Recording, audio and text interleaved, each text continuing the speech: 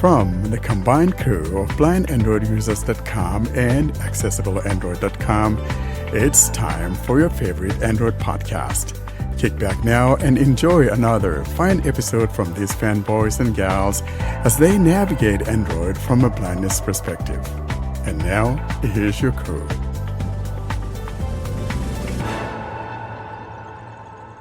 Hello and welcome to episode 196 of the Blind Android Users podcast. I'm Ed Green, and I'm joined today by my co-hosts Warren Carr, Kirin Kiwan, Sally Kunders, and John Dyer, and we are coming to you on Saturday, the 7th of September, 2024. This week, it's really all about TalkBack 15, one of the most consequential TalkBack releases, I think, in years. That's where we'll be spending our spotlight section. John will then demonstrate the new image descriptions using AI in TalkBack highlights. Warren has a tip of the week where he shows you how to import material into the ElevenLabs Reader, which we covered in episode 194. And we are joined by Kenny Hitt for his Android journey, and he will be here all episode with us. And I'm going to start with you, Kenny, for the how are yous. How are you, and where are you coming to us from today? I'm doing fine. I'm in Huntsville, Alabama, so we're enjoying our first beginning attempt at fall. So we have nice, comfortable weather here. Nice. And I've lived the history of the microcomputer, so I have a weird perspective on the world. Brilliant. Looking forward to hearing more about that. Kirin, how are you? I'm doing well. Things are going well here. Everything's okay. What about you? Very well, thank you. I have a shiny new phone, which I think I will talk about more when we talk about TalkBack 15. But yes, I've put down a chunk of change on a new phone and moved away from what I've been doing the last couple of years using mid-ranges, and I now have a flagship again, which I'm quite happy about. But you can't talk about it when you are talking about TalkBack 15, because TalkBack 15 will not reach this device. It won't, but I can talk about the reason for getting it during TalkBack 15. Okay. Oh yeah, exactly. Yeah, this will be great. Yeah. Exactly. So I shall do that. Sally, how are you? Well, I'm doing good, but I'm not quite happy for the international breaks. No one is. All I do is watch it and hope no one I like gets injured. And just want to congratulate the kids for getting back to school. You know, this is coming again. Yeah, I'm very happy about this. Although, having had 6 weeks off, apparently our child couldn't start on Monday because the teachers needed 2 training days on Monday and Tuesday. Like, why they couldn't have done that during the 6 weeks, I have no idea. Good. Lazy teachers. Teachers are lazy, aren't they, Warren? Yeah. Warren, teachers lazy? Well, my wife is a teacher, so she's not lazy, but... Aren't you a teacher as well? Isn't that what you do? Don't you instruct folks on... Well, I do. Well, I think teachers work a lot, hardworking people, but just like Kenny said, though, you know, that fall and mornings kind of get cold, falling down into the 40s and all of that, but it's a beautiful thing. I love the fall. I think it's probably one of my favorite if it had snow, but I like the snow, and yet in the same breath, I like the fall. So my leaves are already beginning to turn in the backyard, and I'm like, oh my gosh, this is an early fall. Other than that, though, we're having a great time. Sounds good. And John Boy, how are you? I'm doing good. We also had a half week of school here, so we had Monday off for Labor Day, and then the teachers needed Tuesday to prepare because, like you mentioned, they couldn't do that the previous week. So school started on Wednesday. Or the previous 3 months, in fact. They maybe done some of it, but apparently not. How old's your little lad? Is he kindergartner or is he grade school now? He's pre-K, so he turned 4 a few months ago. So this is his last year before he goes to public school. So. Now, that's interesting because our school started on the 3rd, and then Friday was off, and then, of course, you have Labor Day on Monday. I'm like, what's the point? Years ago, it used to be that they waited till Labor Day was over And I don't know why we keep changing these things, but Yeah, you that's never can still tell how if we it's do it close. here. We just wait till Labor Day. Katykins are saying in Canada that in some provinces or in some parts of provinces, they send them back in August so they can take time off to help with the harvest. The older ones, anyway. Does that happen anywhere in the US, or is that a Canadian thing? It used to happen here years ago. The kids will have time off till after the apple harvest, Yeah. but then it changes because this is an agricultural area, so it's kind of whichever area you're in, they adapt to what Yeah, happens in that area. So yeah, that's it's how it different used to be state to here. state, and I think it just Yeah. kind of held like kids these days. They don't help with harvesting, but they kept the No. schedule the same, So it's kind Yeah, of just a exactly. holdover from back in the day when kids used Yeah. to help out with this kind of thing. August here just because they have a weird schedule for fall breaks going on. So they start them, their fall season starts in late August. So they've been in school here for like 2 weeks before Labor Day. Yeah.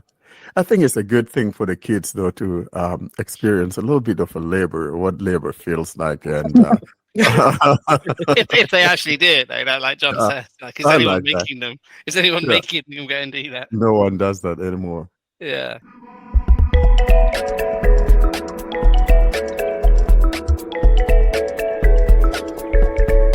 And now, the announcement segment. This is a segment dedicated to things we want you to be in the know. And now for this week's episode, here's your announcements. Let's turn to our announcement section.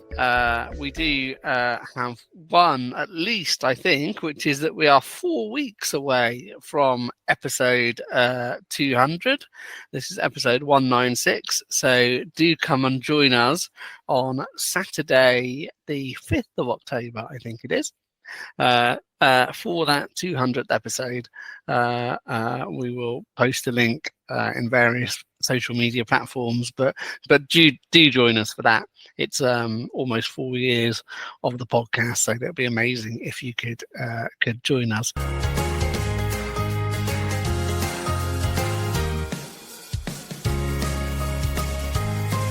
Welcome to the Spotlight segment. This is a segment dedicated to interviews with developers or interesting happenings in the world of Android. And now for this week's episode, here's your Spotlight. Let's turn to the Spotlight section, and it is all about Android Accessibility Suite 15, or specifically in our context, I think, TalkBack 15. And this is quite an exciting update. Warren, do you want to kick us off with this? It's a very monumental upgrade of TalkBack. And frankly, I think I would like all of us to talk about our TalkBack journeys. All of us have been here. And I think that for me, though, I want to go back to, I think, the other first monumental change that we saw with TalkBack. And I think that would be TalkBack 9X, right? And do you remember that thing when it first got introduced, the I do. multi-finger? I think Not that was least because 9X, or was it it was 8X? it was 9, because it was taken away from me. Do you remember? I had it on 9.0 on my Yeah. OnePlus, and then on 9.1 they restricted it to Google and Samsung and took it away from devices they'd already rolled it out to. That is why TalkBack on my Play Store account still has a 1-star review. And you could downgrade, and then they broke your ability to downgrade in a security patch subsequently. Because wasn't it when it was first released, you had to enable it in it was advanced Developer settings options. or Yeah. developer, somewhere. And then when they took that out, then you were kind of screwed on certain They took devices. it away. Like they literally took it away. I could not believe it. I was incensed.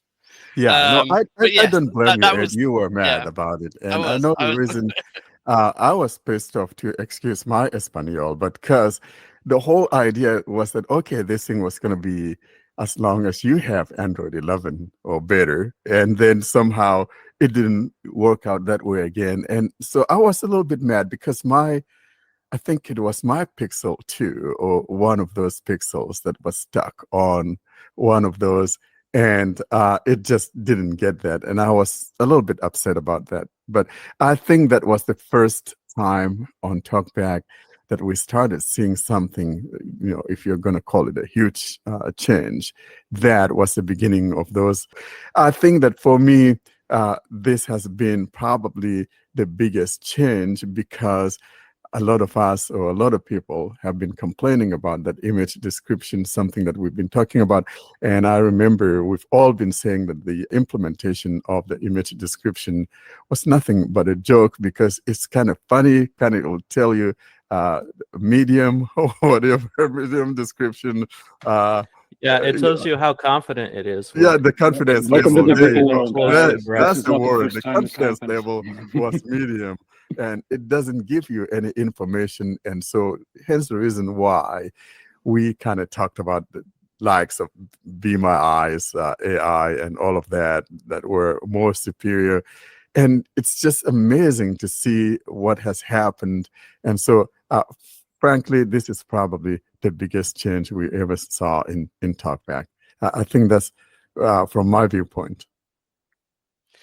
The only one I would mention, and I'm not sure if it counts as an Android change rather than a TalkBack change, but it probably needs to be put in this bracket, was Oreo, when you could actually load it by yourself for the first time. It's probably worth mentioning. Yes, definitely. That was a game changer, because I always tell this story. My friend and I and his wife went to the AT&T store here, and he got some fruit bell, turned on the voiceover, and then was telling me, "Why don't you turn on TalkBack?"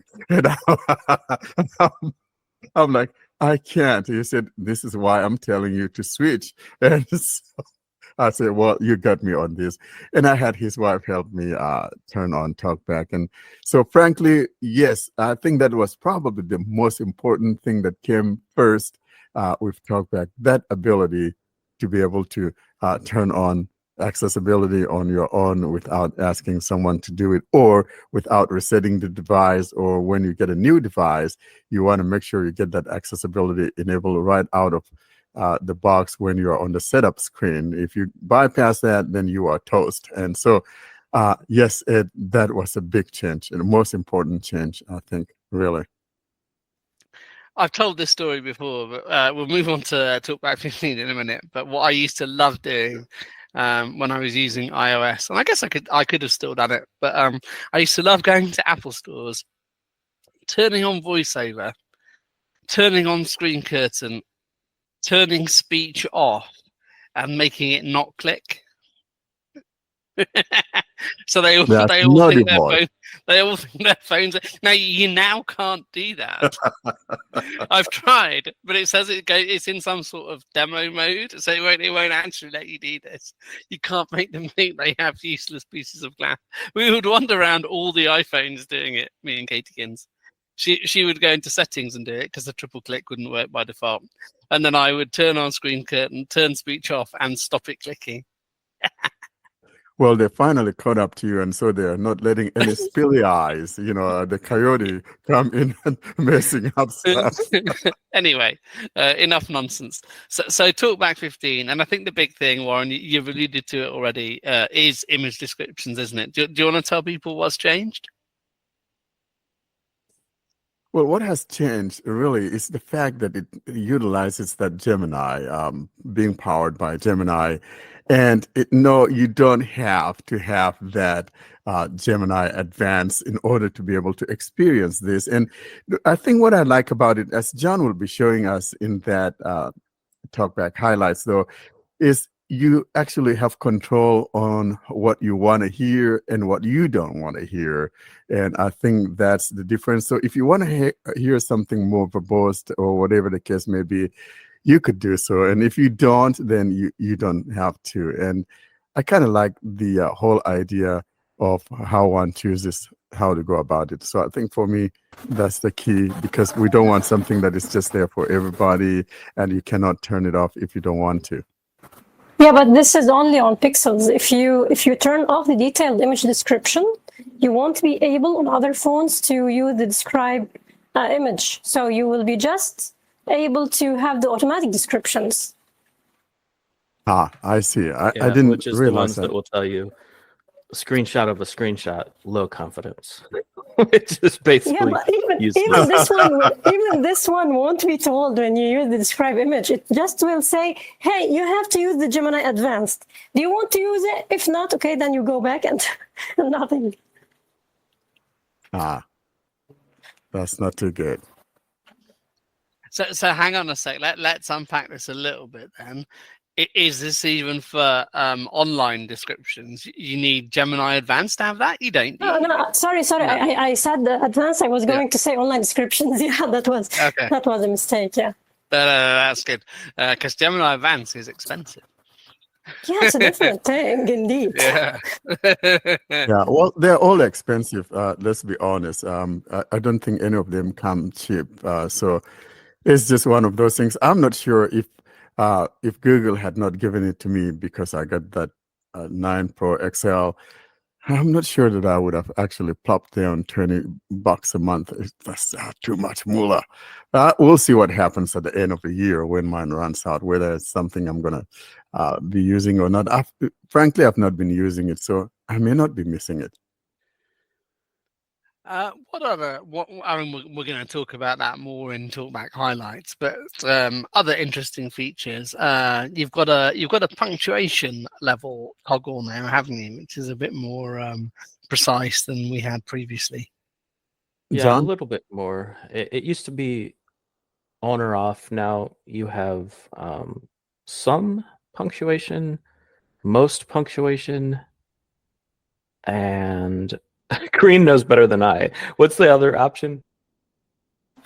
All punctuation, but no non-punctuation. Yeah. So basically, we have everything like all, some, most, but we don't have none. For someone who doesn't want to hear it. Well, I don't know. I don't know what mine is on, but I don't hear. Yeah, mine is well, on some, and I I don't don't know. think I ever hear I don't hear punctuation, anything. so- I don't hear punctuations. Yeah, they might have just named them not correctly, which is something that happens with TalkBack. May this be the none? It happens all the time. I mean, the test would be an email address, wouldn't it? Yeah. That's the thing. Yeah, no, it never says add. Yeah, it just says send mail, blah, blah, blah. Like I said, though, I've never heard it, mentioning punctuations. For me, I think probably if there's something or a situation where it mentions a punctuation, I would notice that mainly like on a web page, and especially if you happen to be using Vocalizer for some reason. And this has been a long-standing problem with Vocalizer. So I don't know. I'll need to be more observant next time I'm using my phone, see if I hear anything, and then I'm going to check the default level of my punctuations because I've never customized it. Minor correction. The reason Vocalizer is making the punctuation come out is because TalkBack is hard-coded for Google Speech Services. And in that case, it's setting the punctuation to get the right pauses in place. So that's why you're hearing that. Yeah, and it's so annoying. And it only, like I said, it does that only on the web. I can see it in Gmail. That's why I mentioned that. When I use Vocalizer in Gmail, for example, you can see it where it's added commas in places to get the right pausing when it's representing messages in a mailbox list. It's like Google gives you third-party TTS support, but TalkBack and everything is hard-coded for Google Speech. Yeah, I noticed that there are also is some differences when you're using, somebody correct me if I'm wrong, but when you're doing proofreading and it will only spell out the word that you're going to correct if you're using Google Speech Services, not third-party TTS engines. Is it still the same with 15 also? I didn't try it, but this was the case, yeah. Yeah, I don't know because I use Google TTS, but I know at one point that's how it was. I don't know if it still is. I don't find myself spell checking or proofreading my work most of the time. So this is something I'll try to see what I observe. Another thing that's changed, and this has been brought up because this has been in the beta for Android 15, this feature, and it's been brought up on the email list if you follow that, is that you could now, some people like this, some people don't, but read from next item is now read from current item. I'm a fan of this change. Some people are not, though. Yeah, I'm also supporting this one. This is really a good change. I'm a huge lover of this feature because, frankly, this whole read from, well, they could implement it if they want. Someone wants to just read from next item. But I think for me, once I find where I want to start my reading, and even if it started by saying a few words, I just stop and then just invoke that read from here, and it just reads it for me. So it's not like it's going to take me a minute to get to doing what I want. So I really like that feature because, and then to add to that, I think we've mentioned this, John, probably in one of our episodes, the ability to pause that reading and then commence that reading again or resume that reading again from where I paused it. Because prior to that, when you did that and you restarted reading and it starts and it just stops, and I was just kind of a little bit upset about that. But now that is and just to be more specific, the default gesture of tapping with 2 fingers to pause and resume speech, it would pause it. And then when you would do it again to resume it, it would just play the current item and it wouldn't continue to go item from item to item if you had continuous reading enabled. So yeah, that is a good change. I like that. And just to unpack that a little bit and try and explain why it was apparently controversial, was that what it used to do, like if you tapped an area on the screen and TalkBack said something, when you invoked what would essentially be a read to end gesture, read from next item or whatever, TalkBack wouldn't voice what it had previously voiced. That is what has annoyed some people. So they think if I've heard TalkBack say something and I want to invoke the read to end, why do I want to hear it say it again? I suspect, the new behavior is what literally every other screen reader does. I can see potentially why on mobile it would be more annoying on Windows, because you might have touched an area whereas on Windows you might just invoke a read to end. So perhaps that initial speech and that repetition is less likely to occur. But this change seems to have brought TalkBack into line with JAWS, with VoiceOver, and with NVDA. So this seems to have brought TalkBack into line with what every other screen reader does, even though those who say, hang on a minute, I've already heard TalkBack say that, why do I want to hear it say it again? It's not actually reading from where I am. But as Warren and John and Sally and people have said, this seems to be the prevailing view as to how it should work. Now, with the screen reader on the computer, for example, Josh, I'm looking at you, and I started, let's say I do my insert down arrow or whatever, and then I hit the control key to silence speech. If I do that insert down arrow, of course, it's going to start reading from that same place that I started. Yeah, I meant more the fundamental change, not whether it will resume or not, but the where the insert down arrow would read from. Yeah, that is exactly what JAWS does, and all of the other screen readers do it. So TalkBack was unusual in not doing it. Exactly. So that's why I'm trying to say, it's the same idea.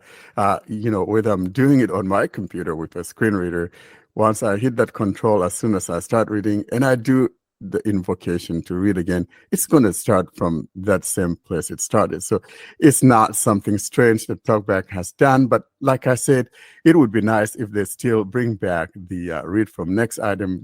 Just someone who doesn't want to hear that beginning again, you could skip it, but then you are skipping some stuff that is belonging to that place that you started to read when you interrupted it.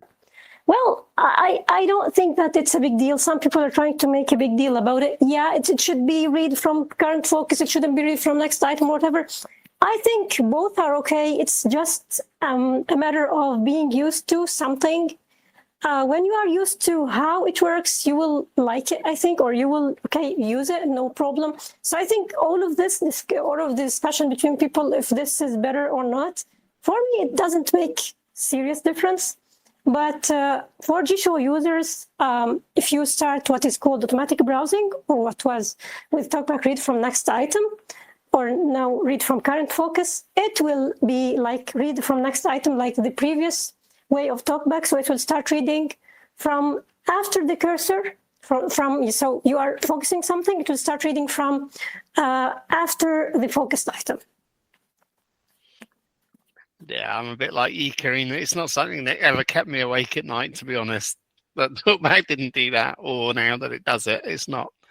I'm not bothered. Clearly, some people are, and I like it. Great that it's been fixed, and seemingly it's been fixed in favour of the majority. But it wasn't something I could particularly get excited about. Yeah, the point that GShow users are not complaining. So I don't know why TalkBack users were so much complaining about this, but I don't think that GShow users aren't complaining. So I don't think that it will change in GShow. So yeah, we should be now just aware that it's different now between TalkBack and GShow. I think it's because of the standard. Because if you're using a screen reader on your PC, you know how it is on your on JAWS and NVDA, and when it's equivalent TalkBack, that's what you want to have it. I don't like how it is on GShow right now. I want to have read from current item. This is something that's kept me up at night, I'll be honest. And I'm glad it's changed. I think the biggest peeve that we had with it is that if the first item in what you want to read is a very long paragraph, then you have to sit there and wait for that paragraph to finish before you can continue the reading. Either that, or what I would do sometimes is swipe left to go back if there was an item previous, and then start continuous reading to have it go to the next item. So, I mean, for me, it's made things a lot easier, but I guess to each their own, right? Yeah, and let's face it, if GShow changes it, they're just going to add another feature. They're not going to change that one, because GShow adds setting. GShow already has reverse, like you could have it read backwards automatically. Like if there's something that can be done, GShow has added it as a feature. I like that. Driving backwards. That's beautiful, though. Yeah. Do you remember when we interviewed the guy from VoxMate? Gleb said, "Yeah, I could add some things. You can add you can add as many settings as you want, but I'm not going to, because it makes the app virtually unnavigable." Yeah. But they're good. I mean, customizations are good. Like, GShow has gone so far, I can say, but it's good to be able to toggle everything. So it's something great. And I think to add to what Karine said, though, sometimes we don't like changes, and or one is kind of used to doing things a certain way, and something comes through, it just breaks that routine, and it just kind of becomes annoying. And I can understand where they're coming from, but I wish, though, that we could have down the road maybe read from next item, so that someone who doesn't want that read from that focus to be what it is as default, they could choose what they want to do. So I can see where they're coming from. Yeah, I don't think they should. Although I do prefer the behavior, I don't think they should have changed it on everybody. I think they should have just added a second option. Have read from next item, and then also add read from current item. And if you want to change it, you can go change it. Especially when we still have the read from top, you know what I mean? So if we still have read from top, we should also have read from next item. Some other changes in TalkBack 15 worth talking about. I think we've got some new Braille commands, quite helpful ones, I think. And is it that now you can select either from where the cursor is to the top or from the cursor is to the end? I think those are the two main ones, are they? Am I right with that? I can't speak to the Braille display commands, but that's definitely new in the Braille keyboard. Yeah, they're the same on the display, I think. Okay, yeah. So it is something you can now do. Yeah, I don't know what the commands actually are, but you can do it if that's a thing you want. Yeah, you hold on the keyboard, the Braille keyboard on screen keyboard, you can hold dots 4 and 5, and then if you swipe down with 2 fingers, it'll select to the end, and if you swipe up with 2 fingers, it'll select to the beginning. The only thing is, it says it normally when you select something with the keyboard, it will read out what's selected.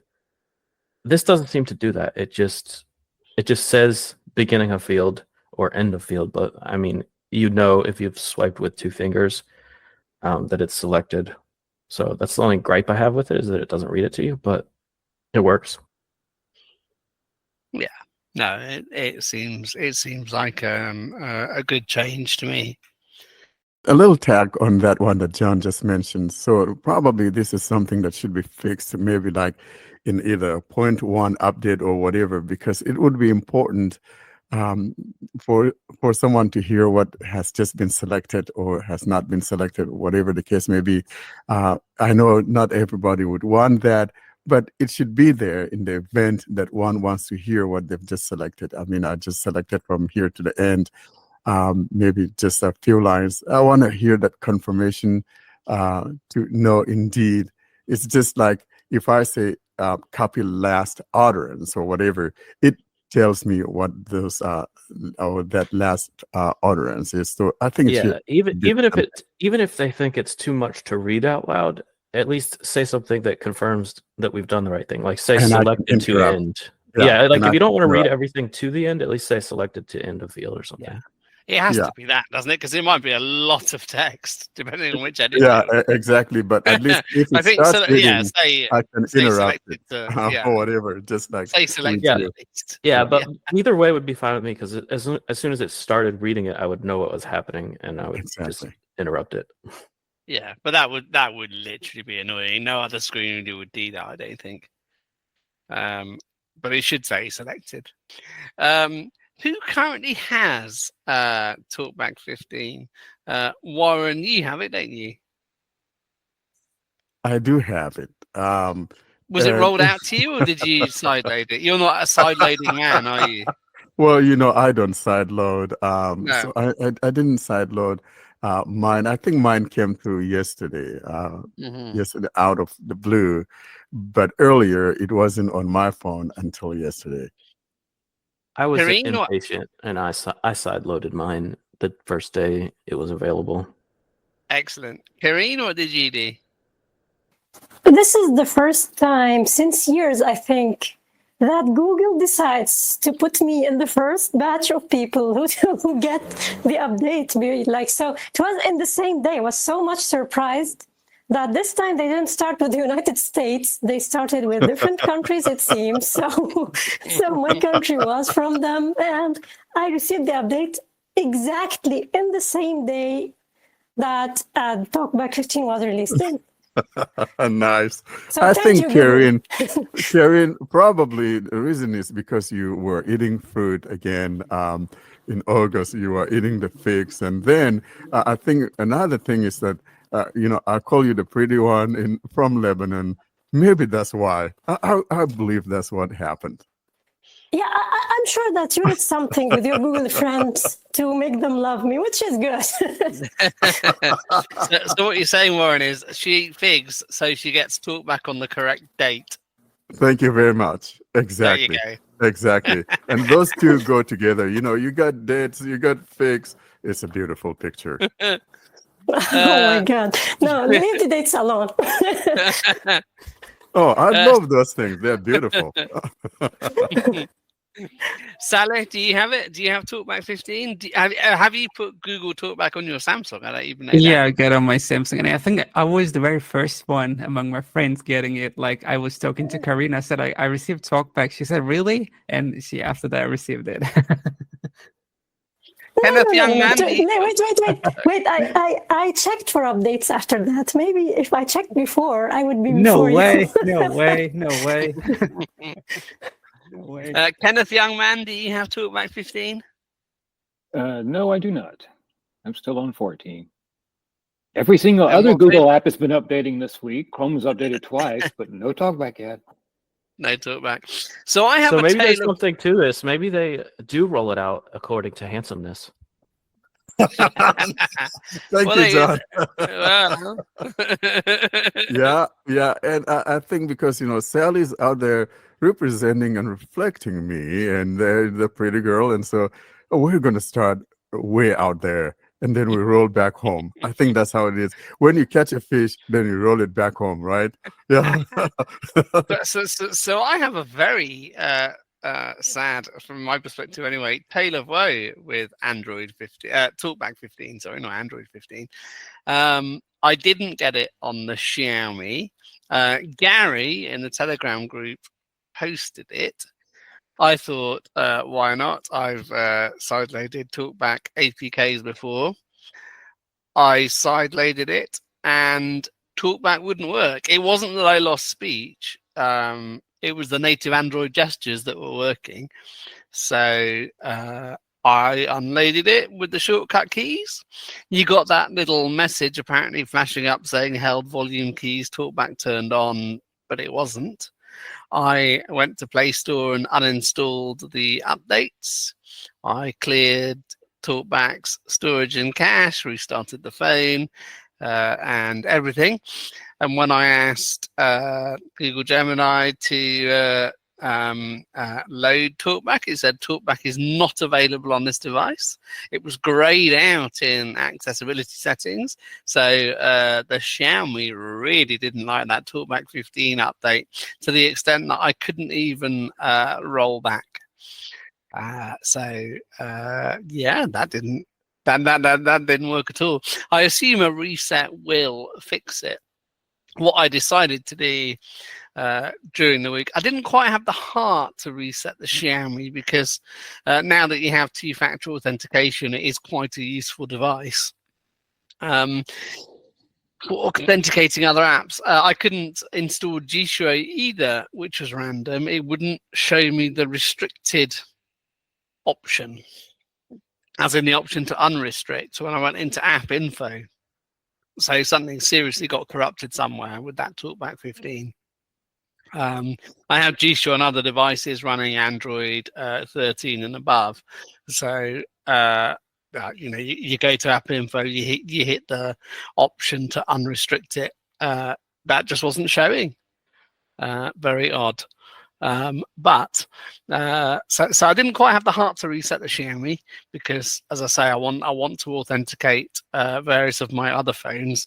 So I used a Red Magic 7 Pro for a few days, which in some ways is an amazing phone because it has brilliant hardware, but awful software, and I just couldn't use it as a daily driver. And I thought, I have a lot of mid-rangers. I haven't had a flagship for ages. So today, as I trailed in the introduction, I went and bought a new phone, and I got a Samsung S24 Ultra, 512 gigabytes. So if you're going to sideload, I will still sideload, but bear in mind you might run into issues, and whether or not this is all Gary's fault, I'll leave it for listeners to Oh, poor Gary. I can hear Gary now, cursing off. But yeah, so let's blame it on Gary. Well, my stance when it comes to sideloading, I don't do those things. But that's kind of funny, though, that the Xiaomi would do that. That's really odd. It's absolutely odd. But it's not that it didn't work. I couldn't roll it back and get anything to work. That's what I mean. At least you should be able to uninstall the update that you just applied and things should go back to normal. But it just refused to go back to normal. And that's just not normal. I don't know what happened. There were no Play Store errors. So the update does uninstall. That happens. But you just can't load TalkBack. And even though it's grayed out in settings on the screen, and even though when you hold in the volume buttons, it's not a speech issue. I did change the TTS, but it didn't make any difference. But all the native Android gestures still work. The update shows as having been uninstalled because it says update, but it just wouldn't work. It's grayed out. And like I say, Gemini, I even got Katie Kins to switch it back to Assistant. Says TalkBack is not available on this device. But it's probably gone. And as I say, something else has got corrupted because I can't unrestrict a G Shui to make that work. Yeah. And I don't know if yeah. you'll have to, reset the I'll reset phone that phone. once your Yeah. Samsung is ready and it's running as the Yeah. main, authenticator. Then I say reset that boy. Oh, I will. Yeah. And The it other could weird also thing. be the cat in there. The Xiaomi. I I call it don't the cat because I don't know that skin, that Xiaomi skin. I've never had one, but from the description, I don't think it has a very good UI. Does it? Well, I put the other launcher on it. I mean, it's got some nice features. Like it has an IR blaster, which means you can load pretty much any remote control for any device you might own, and it will become accessible. So it has some really nice features. But it's a difficult phone, not as difficult as the Red Magic, which is a bucking bronco of a phone, really, to try and get set up. Again, nice hardware features, but tricky software. HyperOS, MIUI, as it used to be called, is marginally easier than that. But yeah, it's a tricky phone. So I have a question for you, Ed. You say the unrestricted option wasn't there. Are you saying that the more options 3 dots in the top right corner on the app info page wasn't showing up? Yeah, it that's is. It normally just where you doesn't. find it. Yeah, but it's not showing unrestricted. Oh, so there is a menu there. Yeah. It's just when you open it, there's nothing in the menu. Yeah. Oh wow, that is crazy. Yeah, It is that crazy. TalkBack update did you really bad. Yeah. One Yeah. reason not to sideload. Well, it might have happened on the regular update. We don't know. I'll still always sideload, but be aware that these things might happen. So either, well, ideally do it on a phone you don't care about. Happily, I had some other phones. Like I say, I had the various mid-ranges. I deployed the Red Magic, a Pro at the time it was released, but 2 years old now, which is interesting. But yeah, really, it's really thrown the Xiaomi for a loop. So it's interesting that you went and got the Ultra, the big boys, 512 gigs. That's really nice that you did that. So now you're going to be, entrenched in the Samsung along with John and Karen and Sally. And I think I'm just going to be the odd one out, except that, now and then John comes to my defense. With a Pixel. Yeah. I mean, it was a good deal. I got it. There's a chain here, which sells secondhand tech, but gives you a 2-year warranty. And it's a reputable chain. I know this because when I went in, a guy was trying to sell some AirPods and the woman told them that they were fake. So she wouldn't buy them. I love that. They take your tech, check it for an hour, and then tell you how much they'll give you for it. I've sold stuff to them before, so he'd come back to try and sell his AirPods, and no, these are fake. So it's a reputable store, and they give you a 2-year warranty, and it was like £450 cheaper than it would have been had I bought it from Samsung. I mean that is a sad reflection, I think, of Android hardware, because as soon as you drive it off the forecourt, it depreciates in value in the way that the latest iPhone doesn't. But I won this time. Yeah, but the good thing is that it makes it possible for you to get it. You know what I mean? Because if it didn't, then it kind of takes a little bit more lunch money out of your pocket. Well, beer money in my case. Yeah. Yeah. So the Xiaomi, I might try and recoup some of that. They're not very generous on the buying prices they offer, but nonetheless, I might try and sell the Xiaomi once it's not an authenticator phone and I've sorted that out. But yes, that was my my TalkBack 15 tale of woe. Whether you think Gary Blaine has any culpability for this, I'll leave listeners to decide, or whether it's entirely my own fault.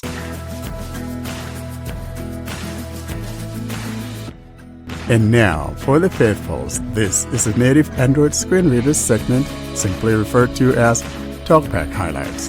This is where some new feature or new happening with TalkBack is featured. And now, here's your newest TalkBack highlight.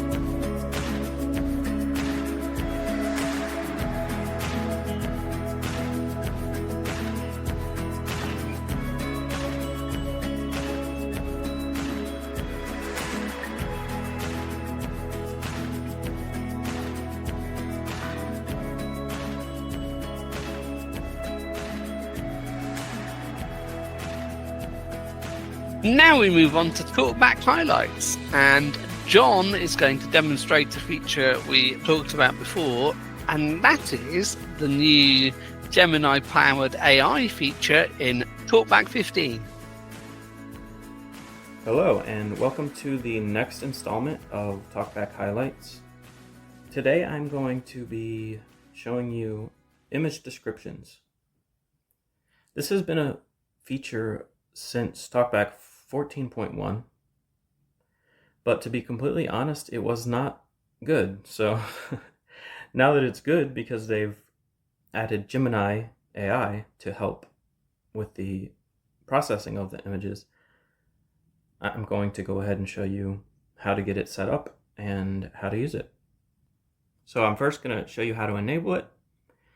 Then I'm going to show you how to assign it to a gesture if you want to. That's not necessary. And then I'm going to demonstrate what the descriptions are like using the default online version of Gemini, and then also using the on-device version that, as of this recording, is only available on the Pixel 9 series, but I'm assuming it will eventually work its way back to older Pixels. So I'm going to open the TalkBack menu. TalkBack menu. Describe image. Spell last spoken phrase. TalkBack settings. And I'm going to open TalkBack settings. TalkBack settings. Navigate up button. Now I'm going to navigate by heading. Audio heading. Controls heading. Braille heading. Now I'm going to swipe left because it's right above the Braille heading. Image and icon descriptions. This is where you're going to want to go.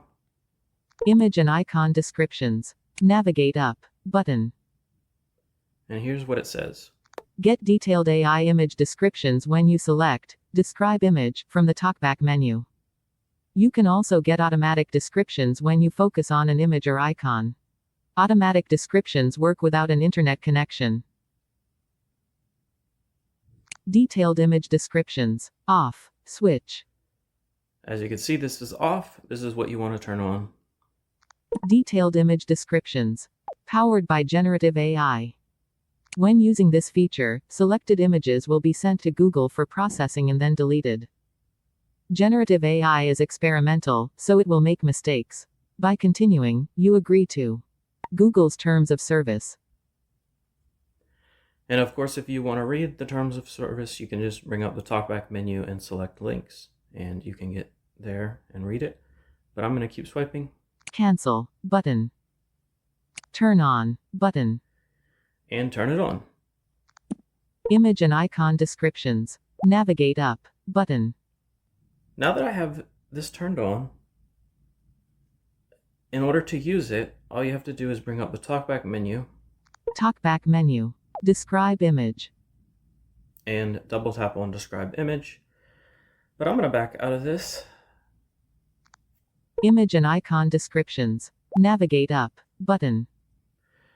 And I'm going to show you how you can assign it to a gesture if you want quicker access to it.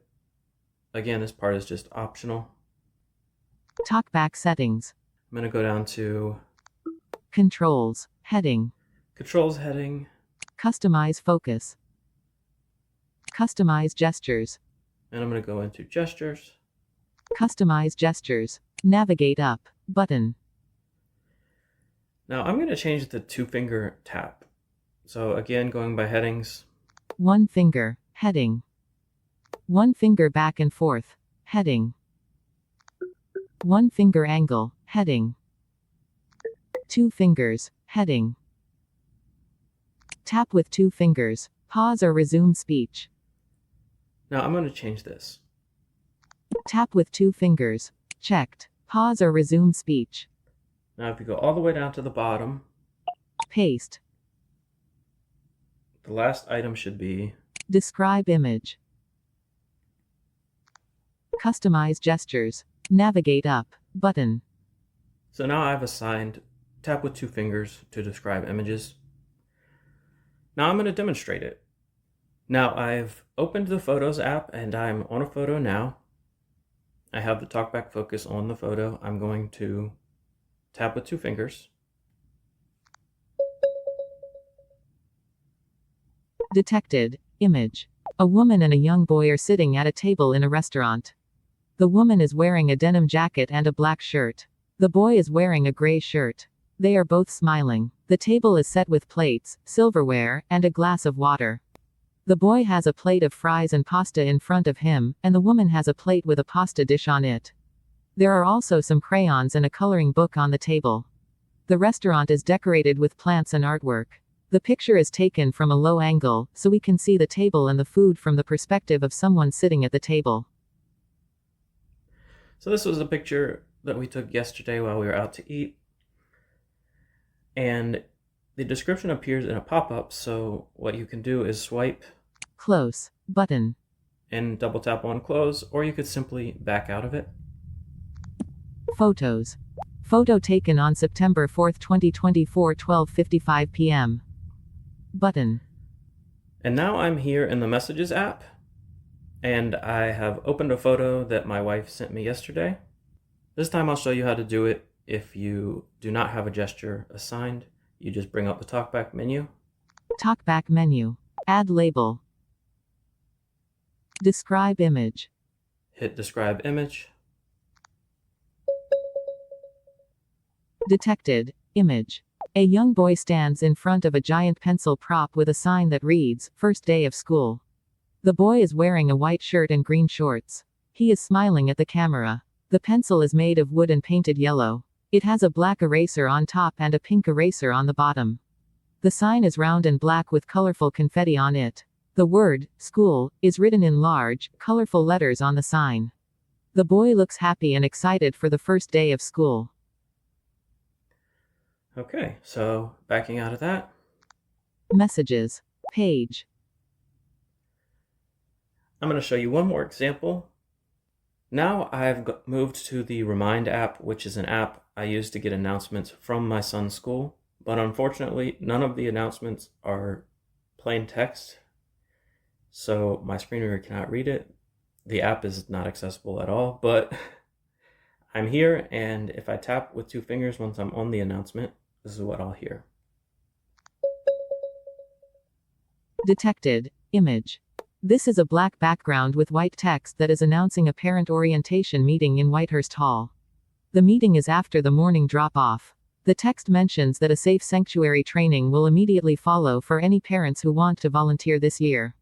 It states that they need to complete the student emergency card information by today so they will be ready for the first day of school. There is an apple emoji, a star emoji, and a share button in the image. There is also a 1 of 1 inch button at the bottom. And this is a good place to point out, because you heard it describe parts of the text in the announcement, but it was not the text word for word. So unfortunately, in the current iteration of this feature, if you have this turned on, the detailed image descriptions, you won't be able to use describe image to extract text how you previously could. So if it's a long amount of text, unfortunately, Gemini is just going to summarize it for you rather than tell you the exact text. Now what I'm going to do is back out of this. Remind. TalkBack menu. Add label. Describe. Spell last. TalkBack settings.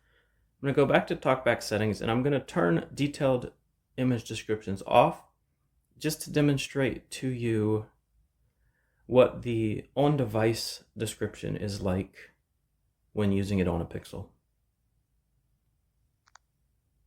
TalkBack settings. Navigate up. Button. Audio. Heading. Controls. Heading. Braille. Heading. Image and icon descriptions. Image and icon descriptions. Navigate up. Button. Detailed image descriptions. On. Switch. So I'm going to turn this off. Off. Now I'm going to demonstrate the same exact 3 things I did previously, so you can see the difference between the description. So here is the first photo of us out to lunch.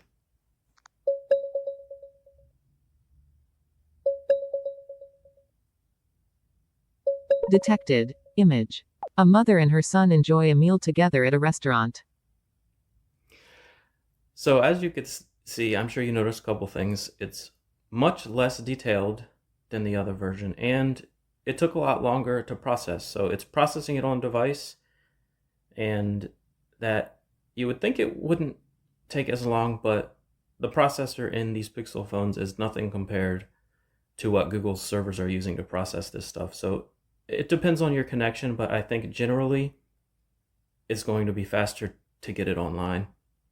Now here's the first day of school photo.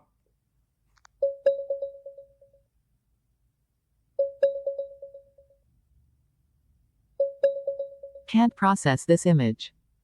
And for whatever reason, the on-device Gemini cannot process this image. Let's try the third example, which is the announcement. Okay, now I'm back in the Remind app.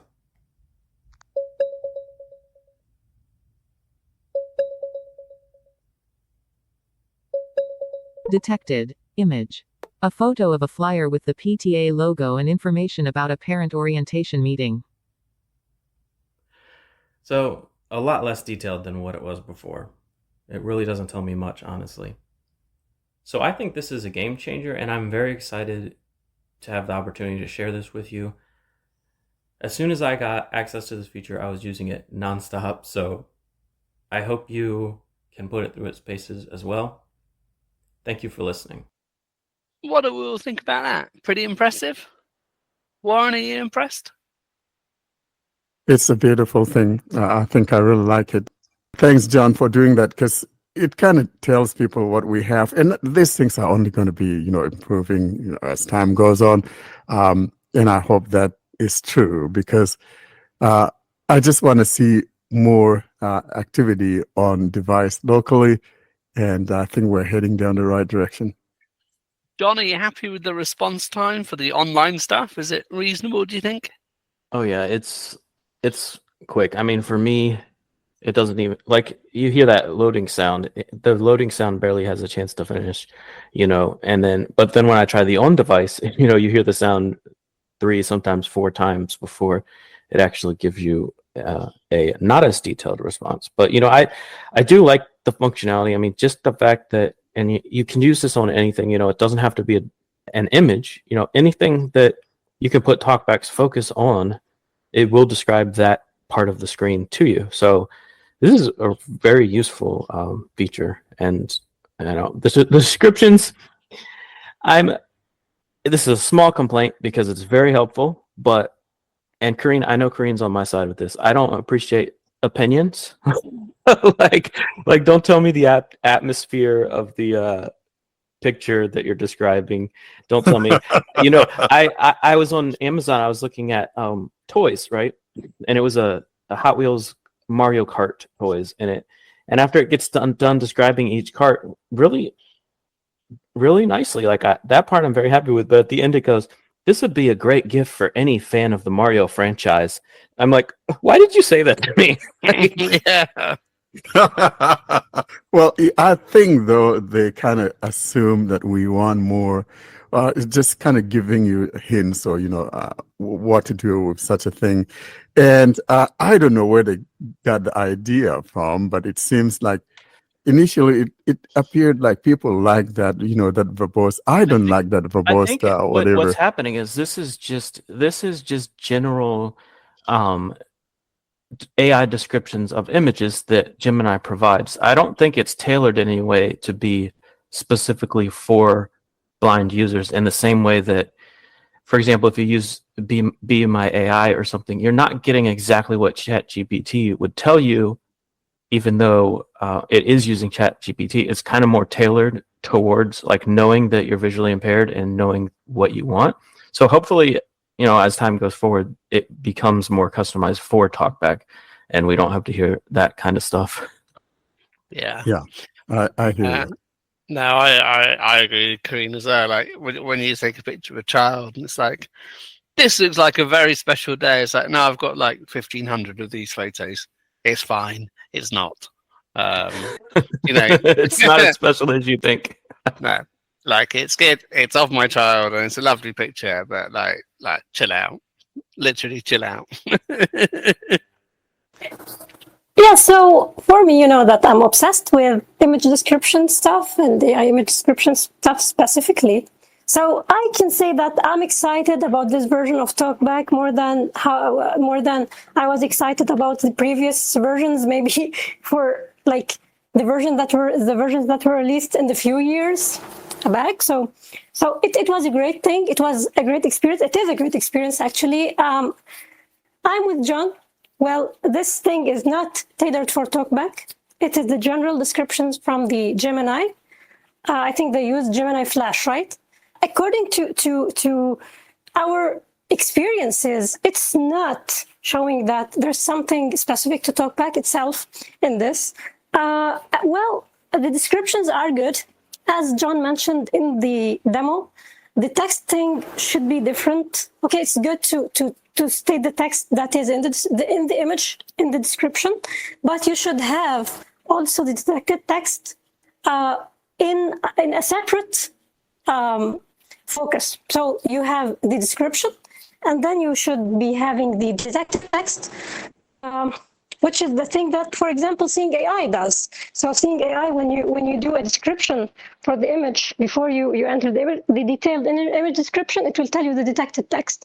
And I think also InVision does this. So for a screen reader, it's more important to have this feature because we deal with images, we deal with icons that sometimes contain texts, we deal with logos, with stuff. So it's important to have this text. It's not up to Gemini to tell me what's important in this text, or to just delete some of the text, to remove details, or to try to translate. Like, well, it just tried to translate an Arabic text, and it was translated completely wrong.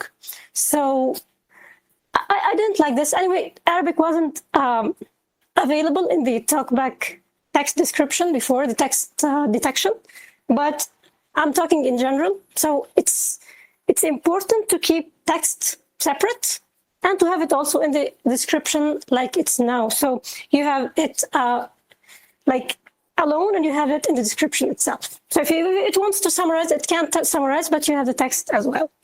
Another thing I tried to do, and I think it's a good thing, but it's not working on my Samsung because the camera viewer, the camera view, can't be focused with TalkBack, at least how it was the case with me. So it's a good thing to be able to focus the view. So you will be able to describe with Gemini what's in the view. Okay, this doesn't work with moving focus, or with moving subjects, I mean, but it will work if the focus is a fixed focus. So you can just do the description, especially that it's very quick, as John said. So you can just put the camera or hold the phone and try to see if the camera is taking or able to capture this thing that you want to capture by focusing the viewfinder, and then have TalkBack describe it for you. And then you can take the picture if it is what you want. Yeah, of course, you should be having stable hands, shouldn't be having shaky hands in this, and the focus should be fixed focus, not moving. But it's a good thing. It doesn't work, as I said, with Samsung camera, at least when I tried it, because it's not focusable, the viewfinder, but I tried with and Tech it's Freedom. the same. It's the same on in the Pixel camera. I also tried it in the Pixel camera. Oh, It's okay. also not So focusable you there. have the same. You had the same idea. So, I did, because it would be very useful to be able to do that. Yeah, but you can do it with other apps, like with Tech Freedom, because it has some features that require the camera and capturing of photos. So in Tech Freedom, you have the viewfinder. It is focusable. So I was able to focus it and do the description. It was able to describe the scene, which was really good. So I think they should think about this. I mean, in the cameras, at least Google should do it in the Pixel camera. Yeah, I agree. And just to add to what you said about the having the exact text, it is frustrating that you can't get the exact text anymore. The way it works now is that if you want to get the exact text and bring it up manually with a gesture, you'll have to disable the detailed Gemini description, so you won't even have that enabled. And this is on a non-Pixel. If I actually disable it on my Pixel, then it just brings up a prompt telling me I need to re-enable it. So I literally cannot have it read just the text to me, the exact text. So that they definitely need to bring that back in some other form. I mean, I hope they bring it back in a separate as a separate feature. Like if I just want the text, let me do a certain gesture. If I want an actual description, let me do this gesture. Of course, this is probably asking too much. So regarding text, G-Show itself has this feature. You can recognize the text that is in focus. So this is something, I think I'm with you in having this as a separate item. It will be good. Regarding the offline stuff, this doesn't work on non-pixels. You are just forgetting this. So what will work is that if you enable the automatic descriptions, it will work. It will just say the text. But who is going to enable the automatic descriptions for all the items? This will be something very annoying, I think. So if you try to describe image using the gesture or using the TalkBack menu, it will not work. It will just ask you to re-enable or to enable the Gemini online descriptions. So it works, yeah. But it's not the convenient solution. Yeah, I agree. And the problem with the automatic descriptions is, even like you pointed out, it's annoying, one, but also it only will read if it thinks what the item in focus is an image. So if it's something that's not technically an image that you want to read the text on, like sometimes I'll come across like on a website, for example, there'll be a drop-down menu or something that's the value is shown there, but TalkBack is not reading it for whatever reason. Like it won't automatically describe that because it doesn't think that's an image. So in that case, you can't have it do what it used to do. And it's sad that they kind of broke functionality in one way to add a new feature. One more other thing I wanted to point out that I'm not a huge fan of is that there's a pop-up that describes the image. I kind of just wish it would tell you it out loud and just let you go on with doing what you're doing instead of having to back out of it or hit OK to close or hit close to close the window. I hope that this means that in the future they're planning on letting you ask questions. At least, so if there was an edit box to ask questions about the image, then I'd be completely fine with the pop-up, And even in that case, I could say specifically, tell me the exact text in this image, and that would kind of, it'd be a weird workaround, but it would fix the issues that we discussed prior. I totally agree, and I want to add just one more thing regarding the descriptions themselves. I was impressed with the thing that it is describing people. It is not using the Gemini, that Gemini tries always to restrict itself. It tries always to be cautious, but with people, it is describing people. It is telling you who is this person. At least it's not dealing with this like some other models that are refusing to describe or to tell you people, especially when you're talking about politicians. Yeah, that's a good point. I was actually, just for the hell of it to see what would happen, I was watching TV on my phone because I have an app where I can watch TV, and I was watching an episode of Friends, and I would just I had the whole video player in focus, and I would just do the gesture I had to tap with two fingers to just have it randomly read a point in the show, and it would say this is Matthew Perry, known for his role in Friends, and he's doing this or that. So it's actually good. It does it with celebrities as well.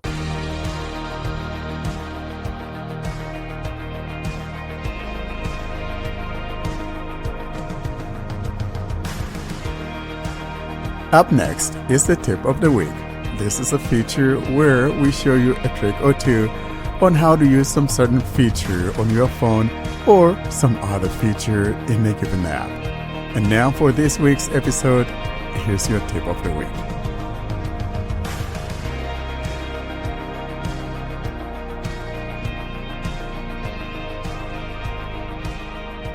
Next, we have our tip of the week, and Warren shows you how to import material into the ElevenLabs Reader, which we covered in episode 194. Hi, for episode 196 tip of the week, this is demonstrating how to import your material using the ElevenLabs Reader. A little while ago, I demonstrated the ElevenLabs Reader as an app of the week. However, it was getting a little bit lengthy, so I decided to not go into how you import material. Today, however, I'll be demonstrating just that. I'll be demonstrating this using my Pixel 9 Pro XL running Android 14 and TalkBack 15.0. I am in my folder of ebook readers, and now I'll navigate my way to the icon for ElevenLabs Reader. ElevenLabs Reader. And I'll tap to open. ElevenLabs Reader. Ask Pastor John. 750. This is one of the books that I had imported. And in my last demonstration of the app, we talked about the tabs at the bottom and how the last item at the bottom right is the Account. Out of list. Account button. And just above that is the import button. I mentioned this in my demonstration. It's just that we didn't go into it. Today, however, for episode 196 tip of the week, I'm doing the importation method. I'll now tap on Import. Import. Button. And let's tap. Pop-up window. Import. Disabled. Upon tapping on Import, we have 4 buttons at the bottom. Starting from the bottom left, here are the buttons that we have. Write text. We have write text. In other words, you could tap here and type your own text that you would like the reader to read for you. To the right of that, Paste link. if you have an existing URL on your clipboard, let's say to a news article or whatever, you could tap here and paste it and hear it read to you. The third button to the right Import file. is the import file, and the last item Scan. is the scan. The 2 items that I want to talk about today would be the importation and the scanning process. The last 2 are self-explanatory. Let's tap on Import. Import file. And I tap. Recent. Show routes. Button. We heard show routes. In other words, we want to go into the internal storage of our device. Menu. Open from. And we hear Open From, and I'm going to tap on. Pixel 9 Pro XL. Here's Pixel 9 Pro XL. I tap. Pixel 9 Pro XL. Show routes. Button. And Out now of list. I'm going to tap on my Books folder. Books. Row 2. Column Here's 2. my Books folder. Books. Show routes. Button. Out of grid. And in here, I'll find the different books I could import. Complete works. Ernest Hemingway. EPUB. 9.80 megabytes. Hmm, April so 9th, I could 2017. Tap on that to import it. You got the drift. Now I'm going to go back. Pixel 9 Pro X. ElevenLabs Reader. Going back, it took us all the way out of where we went to the importation process. And now we're back in the main UI of the app. And I'll now need to tap on that Import again. Import. Button. Out of list. And I tap. Pop-up window. Import. Disabled. And now I'm going to tap on the last button at the bottom right. That will be the scan. Scan. Tap. Allow ElevenLabs Reader to take pictures and record video. While using the app. Button. And I'll tap. ElevenLabs Reader. Go back. Button. We are now in the camera view. That's the live view of the documents or whatever that we want to scan. And now I got a book that is opened here, and I'm going to stand up. I hope you hear me.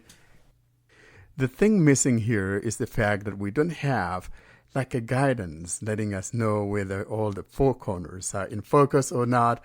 And so you'll have to use your own wisdom on how you go about capturing the document that you want to scan.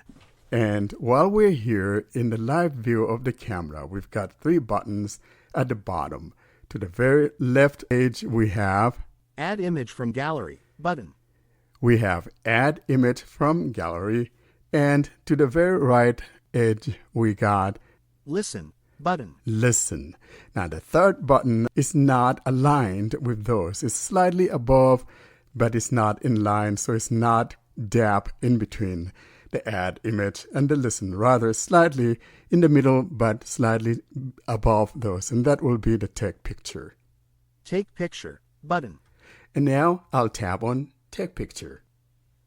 I just tapped on take picture, and because I don't have sounds, we didn't hear any sound. Now, we have some buttons at the top and also at the bottom. At the top, we have Go Back. Go back button. And then 2 more buttons to the right edge, and we've got Help form button. And the last button on the top right More button.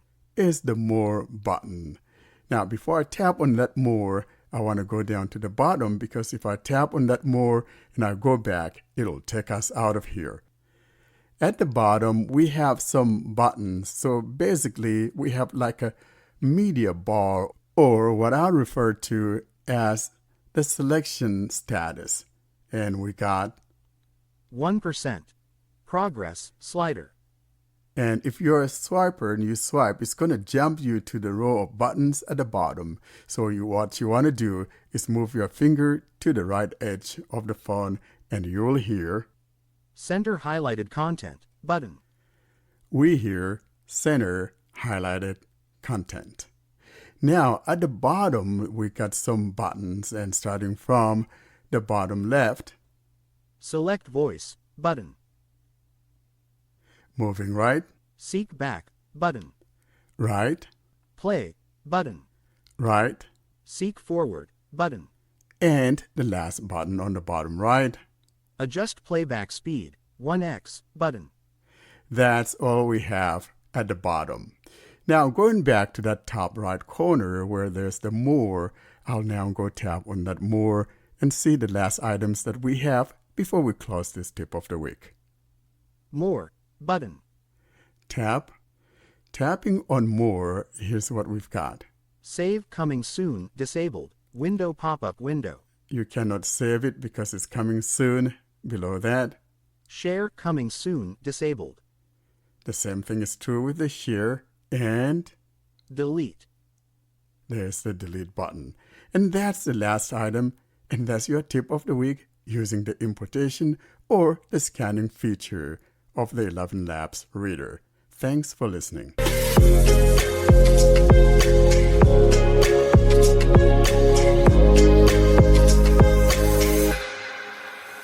And now it's a walk down memory lane. This is my favorite segment of the podcast.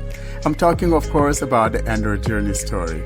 If you're a listener and would like to come on live and talk about your Android Journey story, or would rather record and send it to us, then contact us via email at contactus@blindandroidusers.com. And now, here's this week's episode guest to talk about their Android Journey story. And now we move on to our Android Journey segment, a very popular segment. I'm delighted to say that we are joined, as you've heard already, by Kenny Hitt from Huntsville, Alabama. No South Park jokes, pleased, about, oh no, you've hit Kenny. We won't do that. Instead, I will hand over to Warren, who should always really drive this segment. Thank you so much, Ed. Always, this is my favorite. And I'm so thankful that Kenny was here or rather is here to be with us and talk about his Android journey.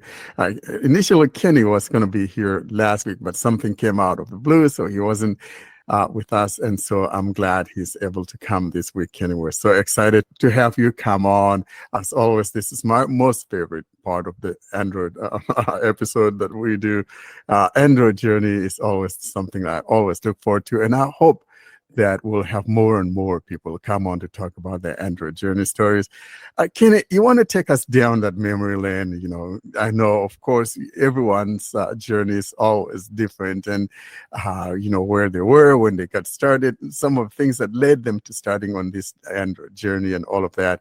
And then, of course, talk about all of the bumps in the road and things that made you want to swear or want to throw things out the window. Kenny, welcome to Android Journey Storytelling. Yeah, thank you.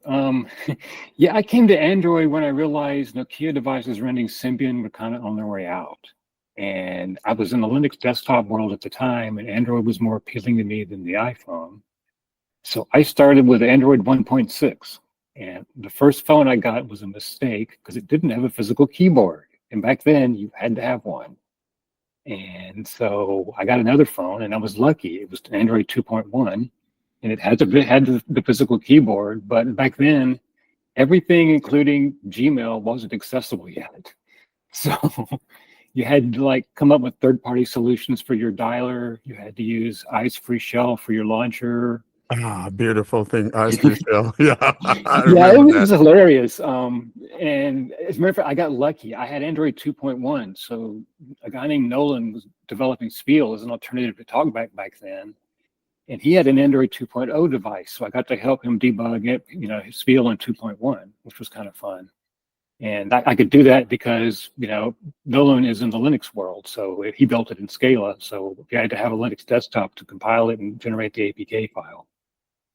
But yeah, I kind of lived the whole history of Android. I've used pretty much every version that's come out. Obviously, I skipped Honeycomb.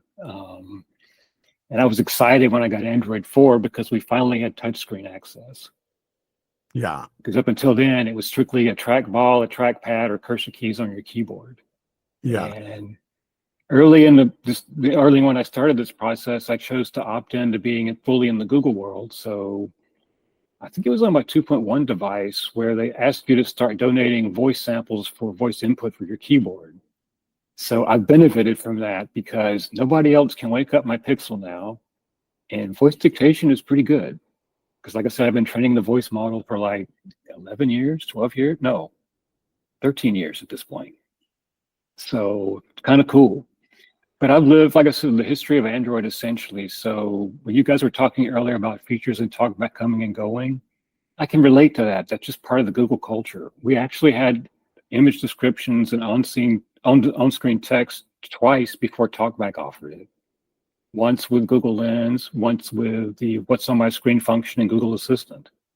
Because I had a Pixel 3 and I really enjoyed having that feature because the Pixel 3 had this thing called Active Edge. So you squeeze the phone and that triggered assistant and keyboard input, and you could just touch the What's on My Screen button and it would describe your screen contents. But then they killed that feature. So it's a common thing in the Google world for them to they make killed features that. and kill them. I love the squeezing. I think the last one that has that is the Pixel 4 series, which I still have. Yeah, well, no, okay, the 4A 5G didn't, because that was my last 4 series. The regular Yeah. Pixel 4 series has it, but not the 4A or the 4A 5G. Yeah, I had 3, and then like I said, I kept it forever. It kept having bad USB ports, so it wasn't. It was more disappointing than my original Pixel. That was probably the coolest one and the one that permanently locked me into the Pixel world. I think there's actually a more recent Android phone. I think HTC kept using that. Yeah, they did, because they're the ones who made the Pixel 3.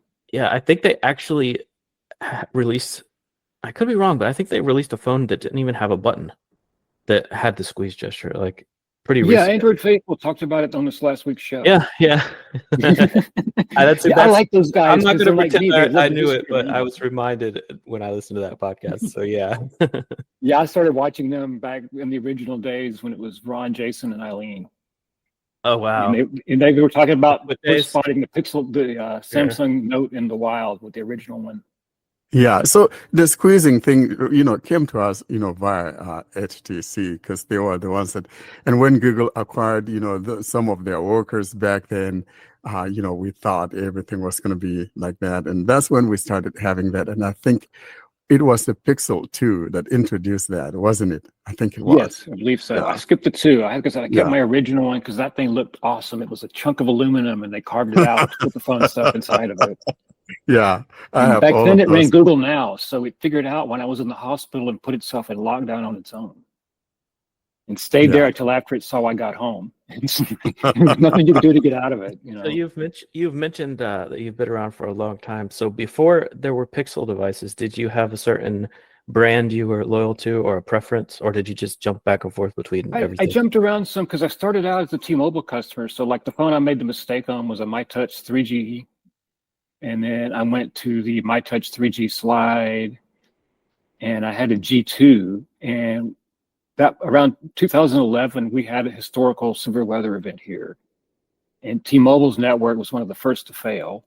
And Verizon's was the only one to survive. So I migrated to Verizon after we recovered from that. So I used 2 droids, and then I got a Moto X 2014 because I wanted the phone with the leather back. That was cool. But then that got discontinued, and so I got a Nexus 6.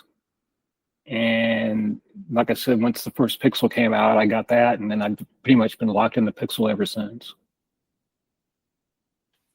And how many Pixels have you had? Do you get one every year, or do you string your Pixels Only out? recently. In the early days, I would do every 2 years. So like I had a 1, a 3, before a 5G, and then starting with the 6, unfortunately, I've had to get one every year because the hardware, they still haven't quite got it right yet. I can tell you a thing or two about that. I might have commented there on the hardware, possibly. Kenny, you've just awakened the belly acre that I call him, Ed. He calls it the Fisher Price. So I think now you're they got it treading right on this year, though. that, When you get the Pixel territory. 9, you'll be very happy. Yeah, exactly.